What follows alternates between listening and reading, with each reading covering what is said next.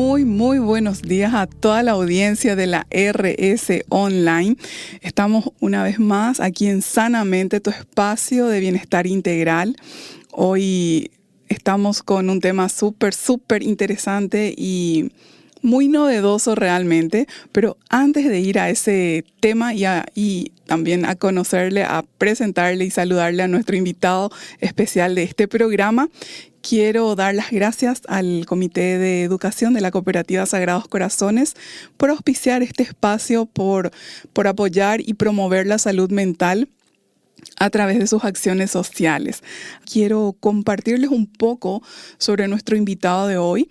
Él es médico especialista en psiquiatría clínica con varios años de experiencia en el tratamiento de distintos trastornos mentales, como la depresión, la ansiedad, insomnio, trastorno bipolar, trastorno obsesivo-compulsivo, TOC, que estuvimos hablando en el programa pasado con Joana, y otros. Es especialista en neuromodulación con más de 3 años de experiencia con la estimulación magnética transcraneal en el Paraguay. Y ya vamos a estar, te estarás preguntando, ¿y qué es eso? Bueno, sobre eso vamos a estar compartiendo, hablando y desarrollando ese tema hoy aquí en Sanamente. Entonces, nuestro tema de hoy es el EMT, que es estimulación magnética transcraneal para la depresión. Vamos a estar compartiendo con ustedes, con el público, sobre qué es depresión, cuáles son los síntomas y cuáles son algunos de los tratamientos que podemos acceder, ¿verdad?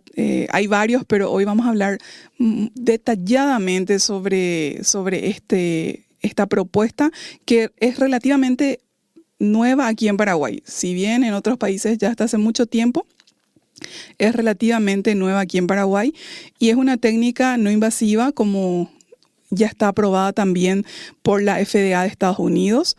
Y bueno, y para eso entonces le invitamos al doctor Víctor Adorno, que hoy nos acompaña. Buen día, doctor, ¿qué tal? ¿Cómo estás? Buen día, ¿cómo estás, Adigi? Mucho gusto, muchas gracias por la invitación y buenos días al público. Bueno, muchísimas gracias realmente por estar aquí. Vamos a hablar de este tema que es la depresión, que es muy común, doctor, ¿verdad?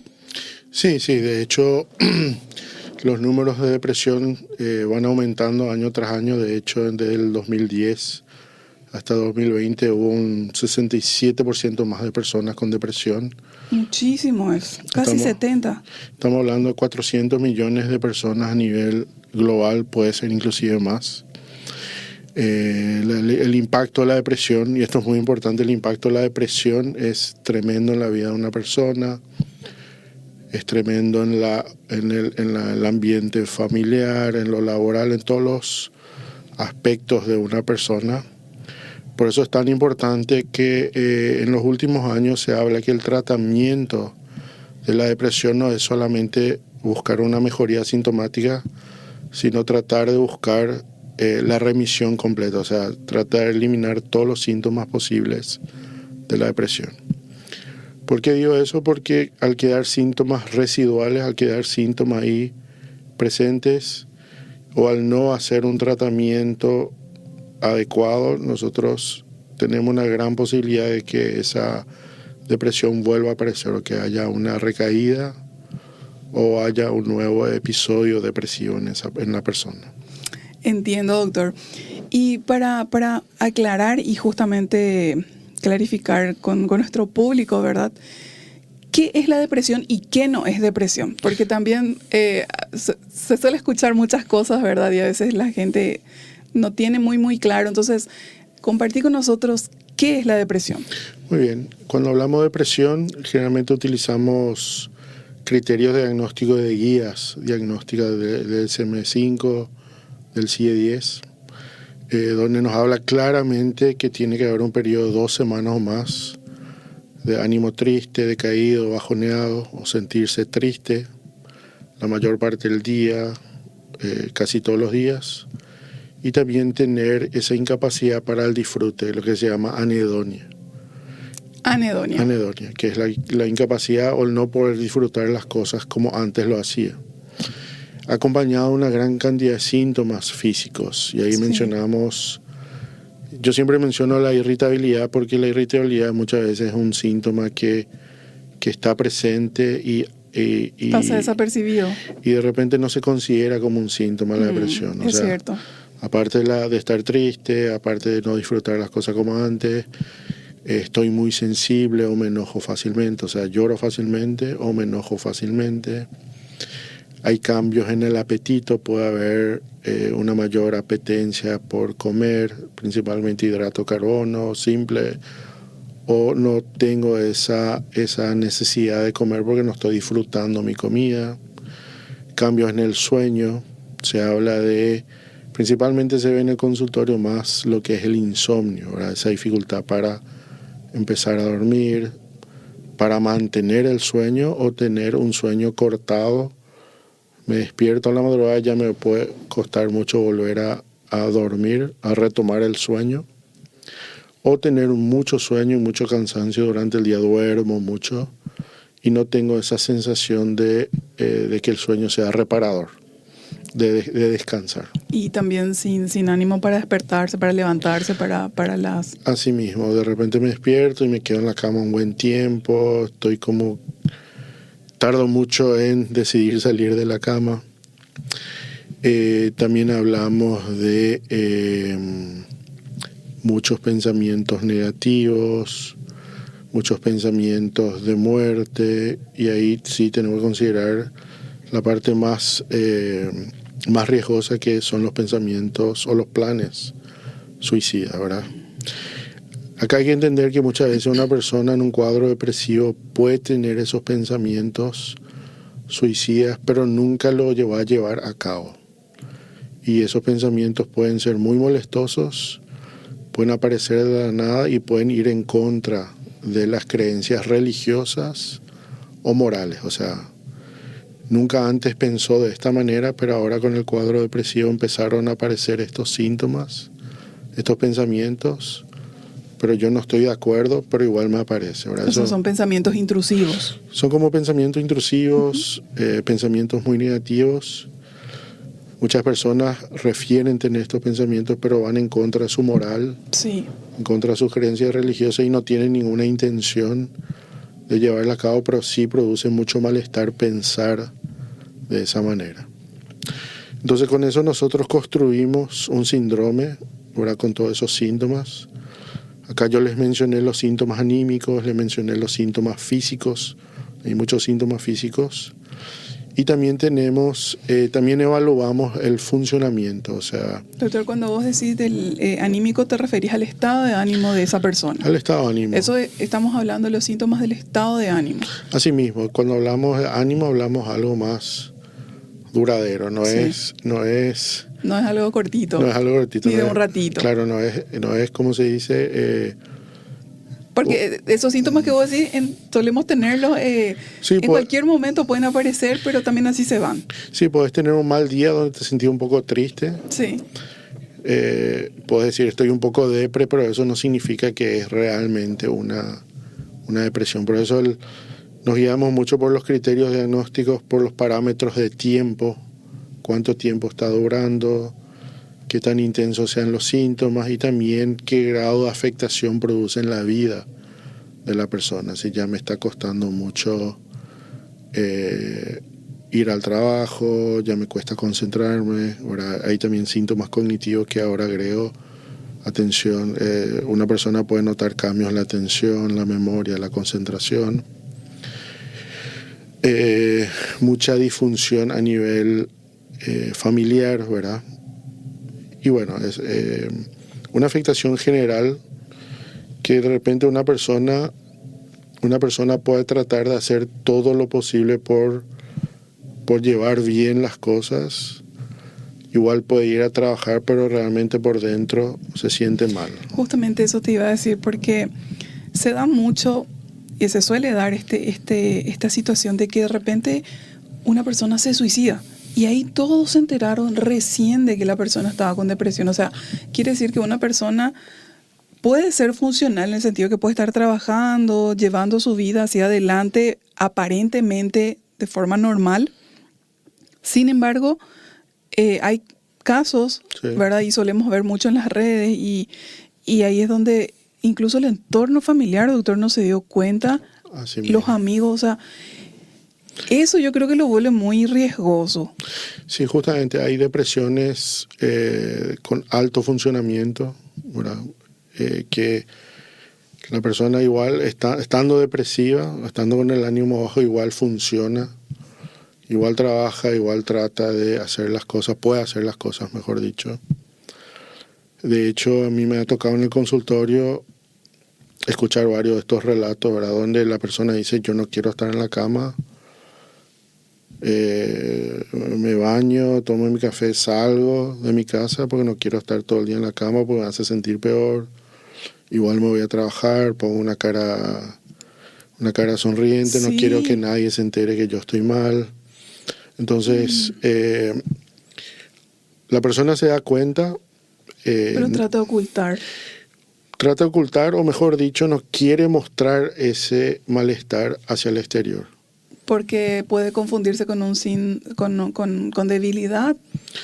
Y hay muchos aspectos que hay que evaluar ahí de la propia persona, ¿verdad? Ujú. Quizás no quiere ser confundido como débil, no quiere que lo vean como alguien inútil, ¿verdad? En otros casos también, a pesar de sentirse triste, también tiene altas responsabilidades, tiene que proveer a su familia, o tiene sus trabajos, negocios que tiene que manejar.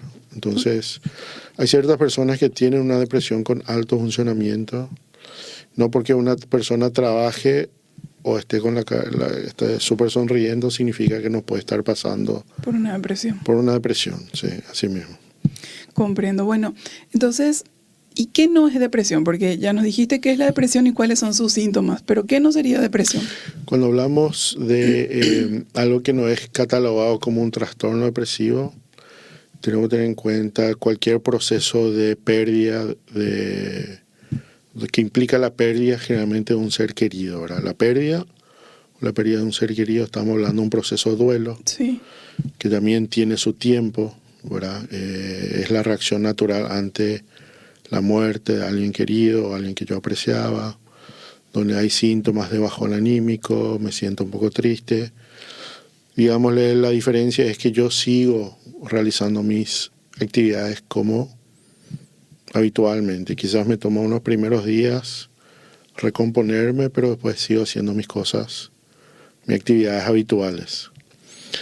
El duelo sí se prolonga en el tiempo, ahora se puede convertir, si se prolonga en el tiempo, si yo no estoy pudiendo con mis actividades, si me cuesta mucho, ahí sí me hablamos de una depresión doble, o sea, hablamos de una depresión conjuntamente con un duelo. Ya. Y sí, ¿verdad? Puede suceder. Generalmente cuando las pérdidas son catastróficas, cuando las pérdidas se dan principalmente ciertas características, cuando fue muy repentino, cuando no hubo un proceso de despegue, o cuando no hubo una despedida, o cuando, más todavía, cuando la muerte fue de un hijo, hija, ahí se suele dar esos duelos que después se agregan a la depresión. Es como que, o sea, tiene entonces sus características, y si siempre hay un riesgo entonces de que una persona que está atravesando un duelo, después eso se convierta en una depresión. Hay un riesgo latente. Hay un riesgo, sí. Algunas de ellas, sí, por eso digo, tiene mucho que ver, como le dije, esas características, ¿verdad? Una pérdida catastrófica, como ustedes saben, la muerte de un hijo nunca es muy difícil. Sí, porque es antinatural, o sea, uno siempre espera irse primero, ¿verdad? Los padres. Así mismo, cuando también hay de repente una muerte repentina, cuando estaba muy sano, de repente en un poco tiempo se produce la muerte. Entonces ahí hablamos de que es muy difícil procesar esa pérdida, y muchas personas pueden llegar a tener un cuadro depresivo asociado al duelo. Entiendo. Entonces, es importante que el público, ¿verdad? La audiencia pueda comprender de que cuando hay una muerte de un ser querido, es natural atravesar por un proceso de duelo. Eso se dan todos los seres humanos, y que no hay que confundirlo con depresión, porque es natural. es natural, justamente ese proceso es un proceso, toma un tiempo en donde estamos con esas características también de tristeza, desánimo, energía baja, ¿verdad? Pero es por la pérdida de ese ser querido y es un proceso de adaptación también Así mismo, de la persona a esa nueva realidad que le toca vivir ya sin ese ser querido. Así mismo, sí. Por eso siempre hay que acompañar, estar muy atento en estos procesos.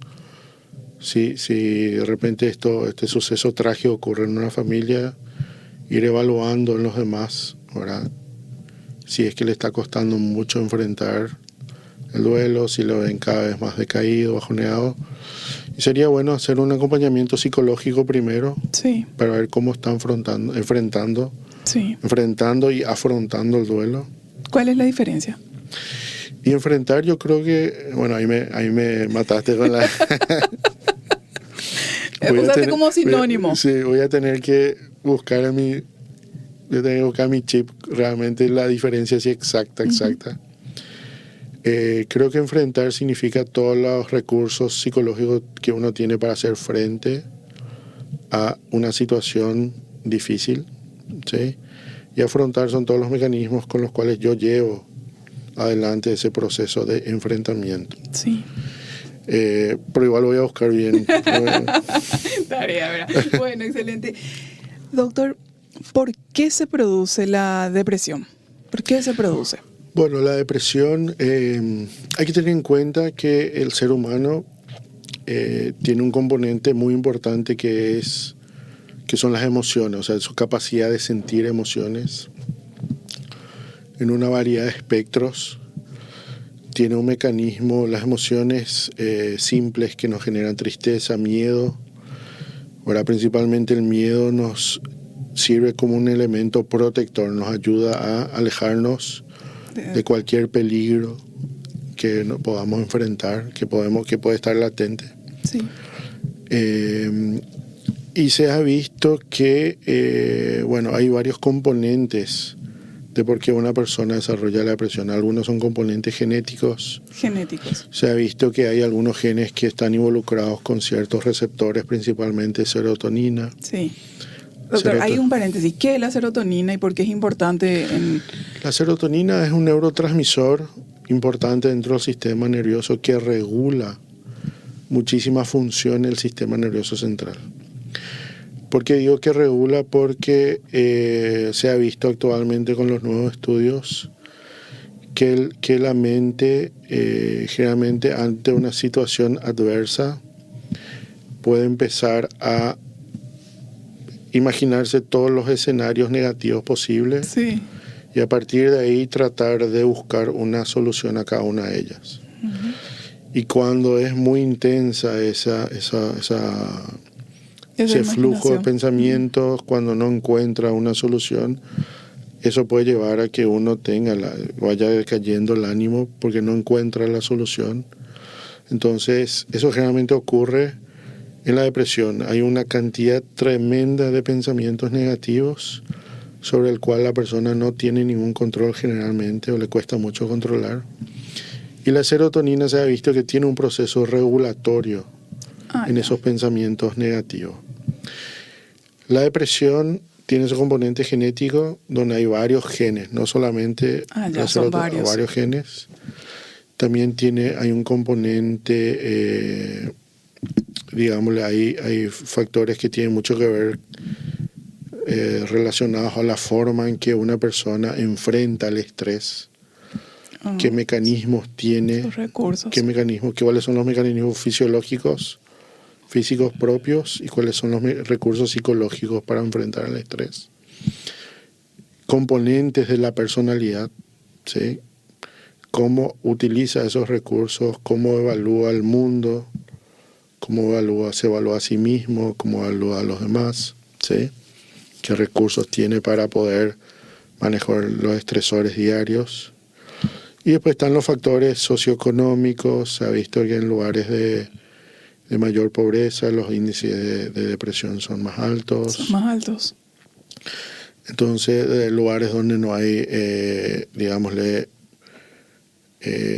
lugares donde no hay acceso a todas las comodidades, evidentemente produce tasas más alta de presión. Y después están los componentes, yo creo que muy importante, los componentes psicológicos, ¿verdad? Ahí entraría, estoy mezclando un poco para poder abarcar, Sí. pero ahí entraría también todos los aspectos de personalidad. Entonces son varios los factores que intervienen en la depresión. Varios, sí, por ejemplo, y esto es muy importante porque hay personas que desde una edad joven pueden empezar a presentar cuadros depresivos sin ningún estresor muy evidente. Entonces ahí se puede inferir, por ejemplo, que podría ser hereditario o fisiológico. Asimismo, ahí podemos hablar de un componente más genético. Genético. Hay personas que empiezan a desarrollar un cuadro depresivo acompañando una enfermedad médica. Ok. Que es muy común. O sea, de hecho, un 50% o más de las personas que tienen una cirugía de corazón abierto desarrollan un cuadro depresivo posteriormente. ¿En serio? Sí. Un porcentaje muy importante de personas con enfermedades reumatológicas, endocrinológicas, tienen asociados cuadros depresivos. Mientras mayor carga de dolor y de discapacidad, mayores son las tasas de depresión. Claro. Entonces ahí hablamos de un componente más fisiológico, ¿verdad? De factores relacionados al estrés. Y también hay personas que de repente ante cualquier estresor o estresores varios continuos, de repente empiezan a bajonearse, le cuesta mucho poder hacer frente a ese estrés. Entonces, ahí podríamos hablar más de factores psicológicos o de personalidad. Cuando hablamos del estrés, hablamos, ¿verdad?, de que nosotros los seres humanos siempre tenemos que enfrentar o afrontar, ¿verdad?, diferentes tipos de situaciones. Y cuando la demanda del entorno es superior a mi capacidad de respuesta es donde se produce el estrés. ¿Es así? Sí, de hecho, digamos, hay que tener en cuenta que el estrés, una pequeña carga de estrés es bueno porque nos hace hacer las cosas. Nos mueve, sí. De repente tengo una fecha fijada para entregar una tarea, tengo que terminar un proyecto, tengo que terminar mis estudios para el examen, o sea... Claro, me lleva a ocuparme de esa situación. Así mismo, me lleva a ocuparme y generalmente si no me ocupo ahí aumenta el estrés, ¿verdad? Sí.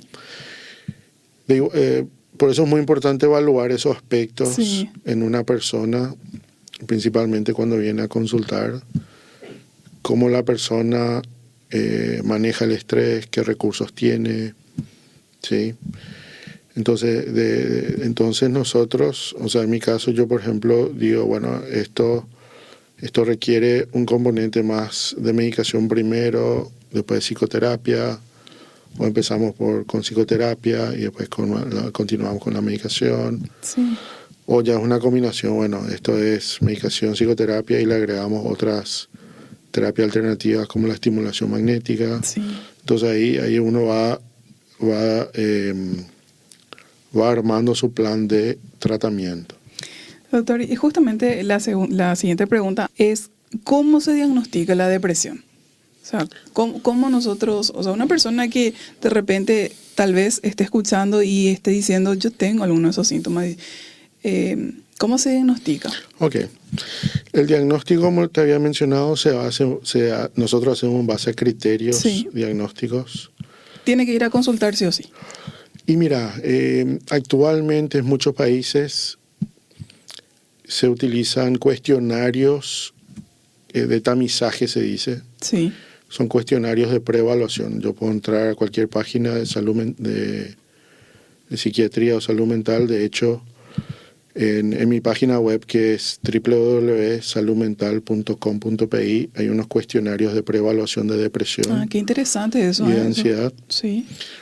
Son generalmente 7 o más preguntas. Y las 2 primeras preguntas tienen una muy buena sensibilidad para detectar la depresión y son muy específicos. O sea, si está triste la mayor parte del tiempo, casi todos los días o todos los días, y la incapacidad o si en estos últimos tiempos ha notado que no está disfrutando como antes o le cuesta mucho el disfrute en las cosas que hacía antes. Con esas 2 preguntas nosotros podemos llegar a un 60-65% de probabilidad de diagnosticar una depresión. Y después vienen las otras preguntas, o sea, en total son 9 preguntas sobre el sueño, sobre el apetito, sobre la irritabilidad, sobre la ansiedad, sobre los pensamientos negativos, pensamientos suicidas, etc.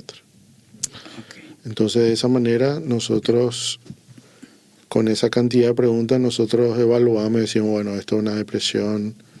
Porque tiene graduaciones también, ¿verdad? Esta es una depresión leve, esta es una depresión moderada, severa, grave, etcétera. O sea, grave, severa, etcétera. Ok. Bueno, entonces eso es súper importante también. Y compartimos, es porque es importante, www.saludmental.com.pi. Sí, www.saludmental.com.pi. Bueno, entonces ahí van a encontrar cuestionarios, por ahí sí, de preevaluación. Sí, de una preevaluación que les puede servir a aquellas personas que nos estén escuchando y que de repente dicen, no sé si no tengo depresión. Bueno, es un paso para dar y bueno, a partir de ahí entonces también poder tomar otras decisiones. Sí. Mira, es una excelente pregunta porque muchas veces uno no toma en cuenta los síntomas emocionales, sino los síntomas físicos. Entonces estoy con muchos síntomas de ansiedad, malestar estomacal, me voy a consultar con gastroenterólogo. O de repente siento así palpitaciones, me falta el aire, me voy a consultar con el cardiólogo, con el neumólogo, tengo un poco de mareo, ¿verdad? Me voy a consultar con el otorrino. Y todos esos síntomas son síntomas de ansiedad que se ve en un 90% más de los casos de depresión. O muchas veces van junto a un clínico porque no estoy durmiendo bien, ¿verdad? Que el insomnio es un síntoma y hay que evaluar un cuadro depresivo si es el causante del insomnio. Y muchas veces van junto a un médico y les da una medicación para paliar el insomnio, pero muchas veces no se evalúa la depresión. Sí, y no es el problema de fondo, ¿verdad? Así mismo. Bueno, excelente. Bien. Bueno, entonces, doctor, ¿qué tipo de depresiones existen? 3 preguntas yo te voy a lanzar acá. ¿La depresión se cura? ¿Y cuál es la mayor complicación de la depresión? Muy bien, sí, hay varios tipos, de acuerdo a la literatura. ¿Puedo mezclar un poco? Sí. El trastorno depresivo mayor, que estuvimos hablando, ¿verdad? El trastorno depresivo persistente, que es la distimia. Anteriormente se conocía la distimia, que hablábamos de síntomas no tan intensos, pero una duración de más de 2 años, mucha dificultad, mucho bajón anímico, constante. Hay cierto grado de funcionamiento, pero le cuestan mucho las cosas, hace las cosas, pero le cuesta. El trastorno depresivo inducido por alguna enfermedad médica que te estuve mencionando, muy relacionado con enfermedades endocrinológicas, reumatológicas, oncológicas, principalmente donde hay mucho dolor o discapacidad. Un trastorno depresivo inducido por alguna sustancia o alguna medicación, ¿sí? El trastorno disfórico premenstrual, que entra dentro de esta categoría en el DSM-5.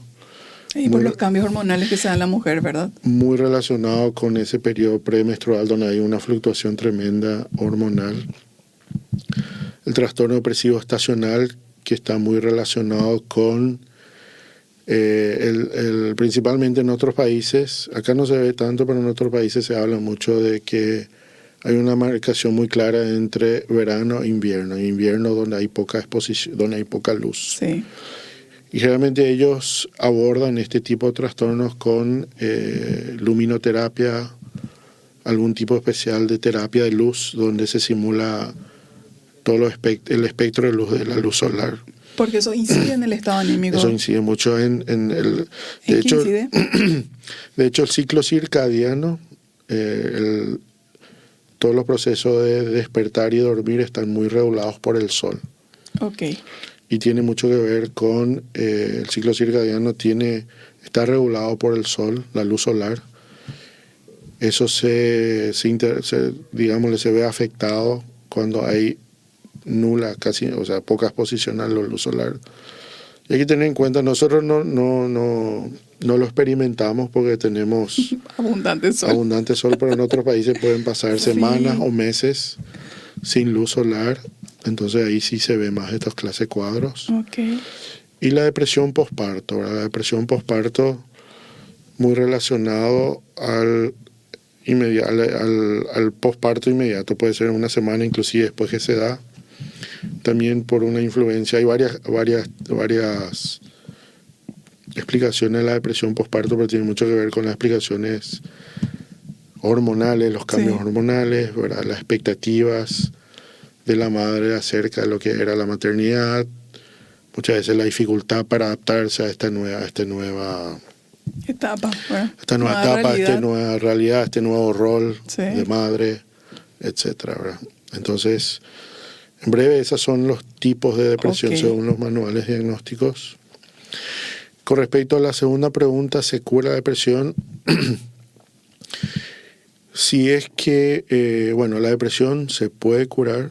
Esto es muy importante saber. Hay personas que... Hay esperanza, entonces. Haciendo un buen tratamiento, generalmente un tratamiento combinado de terapia farmacológica, psicoterapia y también muchos cambios en el estilo de vida, porque se habla de agregar actividad física o realizar buena actividad física, higiene del sueño, cuidar el sueño, manejo del estrés, ¿sí? Y también, ¿cómo se podría decir? Bueno, en base, prácticamente son la medicación, la psicoterapia, la actividad física, la buena alimentación, pero me olvidé mencionar la buena alimentación. Doctora, ahí quiero el manejo del interrumpirte. estrés, etcétera. Un ratito te quiero interrumpir porque hoy, la vez pasada yo consultaba con una doctora, ¿verdad? Bueno, y ella es médica funcional, ¿verdad? Entonces hablan todo del cuidado de la microbiota. En la microbiota se genera el 90% de la serotonina. Y yo le decía, sí, está como el segundo cerebro. Y me dice ella, vos sabés que ahora las investigaciones, y ahora ya se le llama el primer cerebro. Y yo dije, ¿en serio, doctora? Le dije, y la vez pasada compartí esto. Y lo que comemos tiene una incidencia en la mente y en el estado de ánimo. Sí, por eso es que por eso es muy importante cuando hablamos de la alimentación, hablamos de alimentación lo más natural, sin alimentos procesados o muy procesados, que no tengan colorantes, que no tengan sustancias que justamente ahora se sabe que pueden alterar la microbiota intestinal. Y eso afecta el nivel de producción de serotonina que directamente incide en la mente, en el estado de ánimo, ¿verdad? Sí, hay una relación actual entre lo que es la microbiota intestinal y el estado de ánimo, también una relación de lo que son los procesos inflamatorios con lo que es el estado de ánimo. O sea, hay muchas teorías muy interesantes que yo creo que hay que encontrar la forma de superponer todas. Sí. Porque yo creo que todas tienen alguna influencia o tienen algún papel en la depresión. Sí, porque somos seres integrales, o sea, somos seres, o sea, y multidimensionales también. Otra cosa también que es muy importante, yo recuerdo una autora decía que tenía pacientes que cuando dejaban de comer el gluten desaparecía el desánimo en sus pacientes. Entonces ahí tiene que ver probablemente el desánimo, ¿verdad? Una relación con la serotonina y la microbiota. Pero también, doctor, ¿qué pasa cuando hacemos ejercicio? ¿Por qué es importante? ¿Y por qué también a la gente que tiene depresión se le suele indicar realizar ejercicios? ¿Qué pasa con el cuerpo? Muy bien. El ejercicio produce lo que se ha visto que el ejercicio produce una mejora del flujo sanguíneo a nivel cerebral. Y hay una liberación de una gran cantidad de factores neurotróficos buenos y positivos, ¿verdad? Que tienen un efecto protector y un efecto de mejorar, ¿verdad? Que mejoran, o sea, que de hecho mejoran todo el estado de ánimo.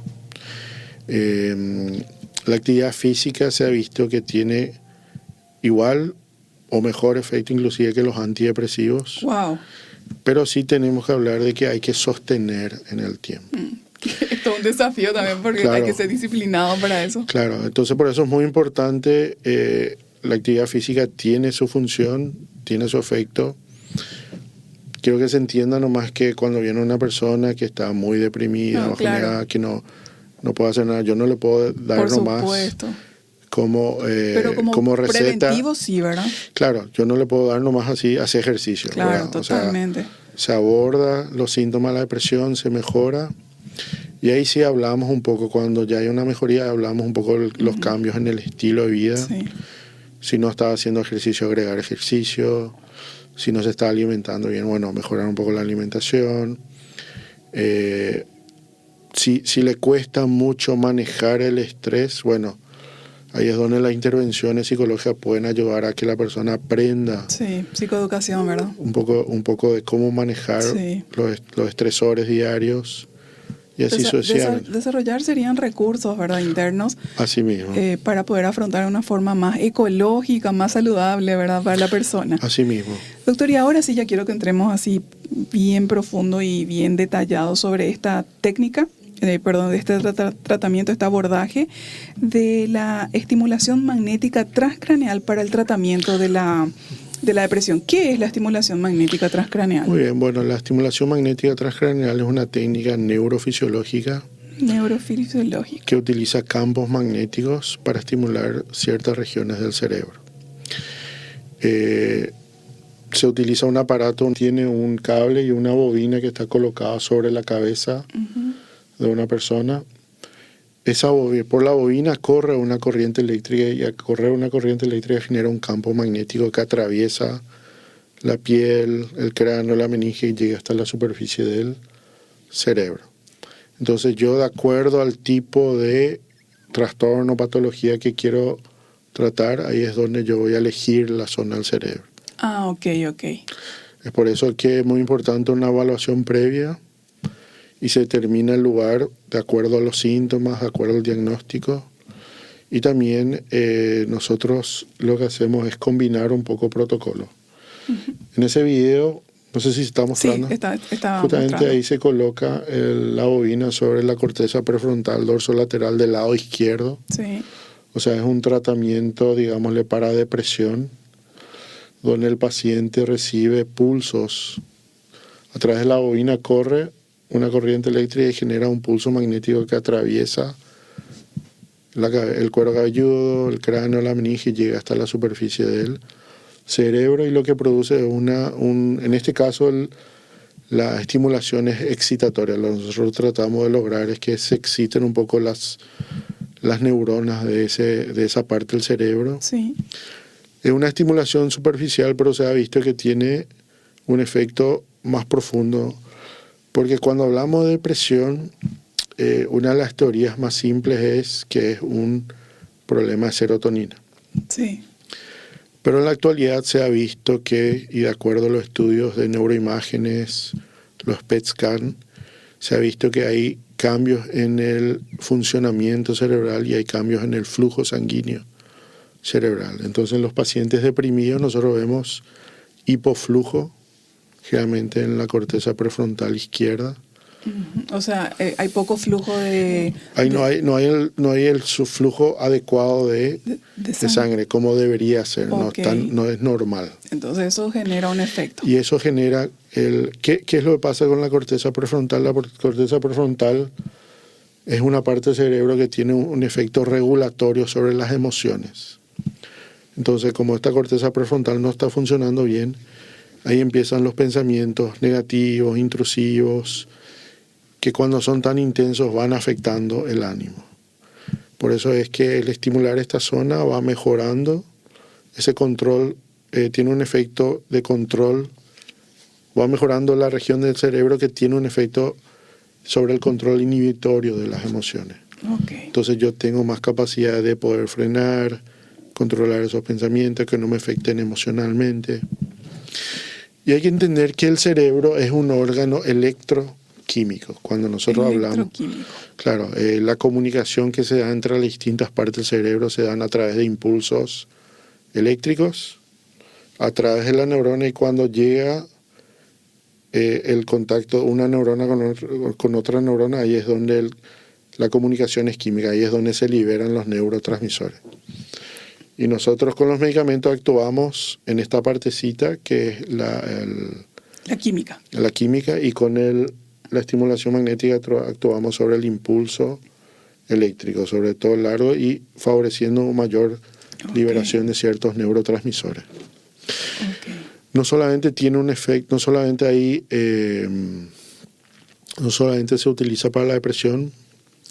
De hecho, la estimulación magnética ya viene de los años 80, ya fue desarrollada en los años 80 en Reino Unido por el doctor Anthony Barker.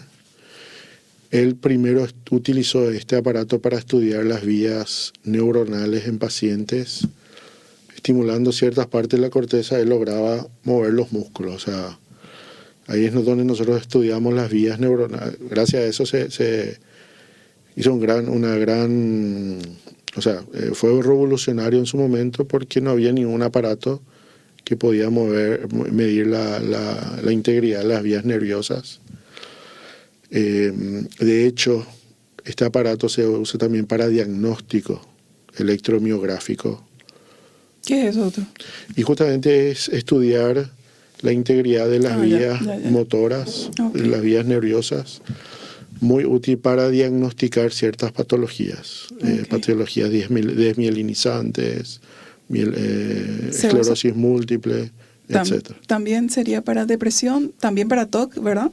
Sí, en el 2008 fue aprobado para depresión en Estados Unidos, o sea, ellos ya vienen ya van a ser 16 años, creo, 16 años con la estimulación. Para TOC fue aprobado en el 2019, y el año pasado en Estados Unidos está aprobado para TOC y para depresión. El año pasado se aprobó para depresión en adolescente a partir de 15 años. O sea, tenemos 3 aprobaciones en Estados Unidos. Y la Comisión Europea aprobó para adicciones y ansiedad comórbida ya en el 2021, creo, 2021-2022. Qué interesante, o sea, se pueden tratar muchas otras afecciones además de la depresión. ¿Hay mejoría, doctor? Sí, hay que tener en cuenta que 1/3 de los pacientes con depresión prácticamente no mejoran con ningún tratamiento antidepresivo o con las técnicas actuales. Eso significa que la persona que ha tomado ha hecho un ciclo de tratamiento depresivo o otro ciclo antidepresivo y no ha mejorado, ya entra en la categoría de depresión resistente al tratamiento. Sí. Y ahí es donde podría tener efectividad la estimulación, porque se ha visto que puede haber una mejoría del 49% o más con la estimulación, porque si la persona hace un tercer ciclo de tratamiento antidepresivo, la respuesta sería un 17%. Nada más. Entonces las diferencias son tremendas. Doctor, ¿y cuánto tiempo, por ejemplo, vamos a suponer, yo me voy, consulto, me indican este tratamiento, ¿cuánto tiempo es el tratamiento? Para depresión son 30 sesiones que generalmente nosotros hacemos en una modalidad la primera fase son 20 sesiones, una sesión por día por 4 semanas. Okay. Y después vamos haciendo 2 o 3 sesiones por semana para hacer un poco más extendido. La cantidad de sesiones puede tener mucho que ver con la respuesta. O sea, si yo respondo con 30 pero quedé por el camino, se puede agregar más sesiones. Y hay también protocolos acelerados. Hay protocolos donde en una semana se hacen una gran cantidad de sesiones. Y de hecho justamente hace 2 años salió un estudio tremendo donde las tasas de respuesta eran por encima del 80-85%. Altísimo. Que son números extraordinarios para psiquiatría, totalmente. Son tremendos. Entonces, creo que esta es una tecnología muy, muy novedosa. Tiene todavía un campo amplio para ir mejorando los protocolos, pero representa una revolución para lo que es psiquiatría. ¿Dónde te encontramos, doctor? Muy bien, me pueden ubicar al 0983-309-319. Yo estoy en el consultorio IMA, que queda sobre Legión Civil Extranjera de Eduardo López Moreira, y también por mi página web www.saludmental.com.pi, y en el Instagram estoy como Dr. Víctor Adorno. Excelente. Muchas gracias. Muchísimas gracias realmente por venir, por compartir con nosotros. Bueno, entonces todos los datos ahí ya tienen, doctor, pueden apuntar. Entonces, muchas gracias, doctor. Muchas gracias. Gracias también ahí a la audiencia que siempre nos acompaña. Entonces nos despedimos de una vez más aquí en Sanamente. Nos vemos el próximo sábado con algún tema de interés para la salud mental. Chao, chao.